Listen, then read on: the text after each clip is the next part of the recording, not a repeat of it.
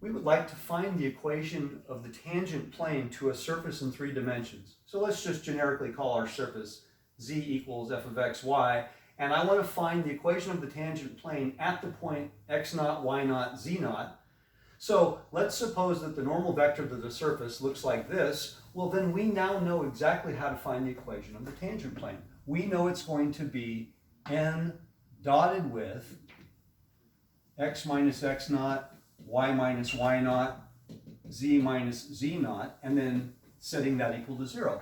We already know this from the past. Problem is, we don't know how to find n from the past because I have a vector in 3 dimensions. But what we do know is that the gradient vector is always orthogonal to a surface, so we can use the gradient vector as our n.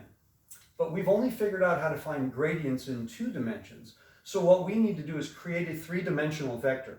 So what we're going to do is create a 3-dimensional function, or excuse me, a function of 3 variables, and we will call it, how about capital f of x, y, z, and that will simply be little f of x, y minus z. So this is what we called a level surface in the past. And if I take the gradient of this, I will get little fx, little fy, -1, because that would be the partial here.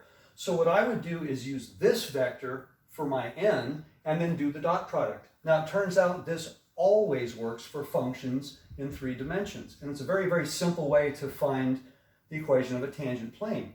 Now, if I want to find the equation of the normal line, I would simply use this vector and this point. So let's do a really simple example of this now. Now let's consider my favorite shape here, the circular paraboloid. And I would like to find the equation of the tangent plane to the surface at the point 2, 3, f of 2, 3, which would simply be the number 13. Now, because of the direction that this is moving, we know the gradient vector is going to be pointing slightly downhill.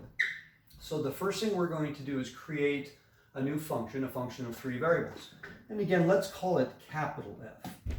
So let's let capital F be simply x squared plus y squared minus z. Then the gradient of capital F would be 2x, 2y, -1, which is the form that we established earlier. So all I need to do is do the regular dot product, and the equation of my plane will simply be, after we plug in the numbers, of course. So we're taking 2 and 3, so this will be 4, 6, -1. Therefore, the equation of my plane will be 4 times x minus 2 plus 6 times y minus 3 minus 1 times z minus 13, that equals 0. So if I distribute, 4x minus 8 plus 6y minus 18 minus z plus 13 equals 0.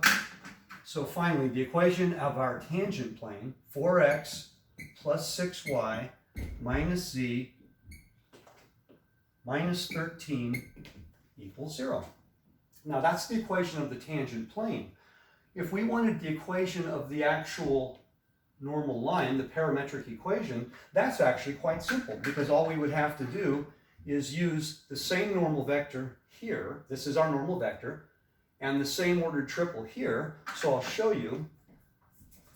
I'll erase this part here.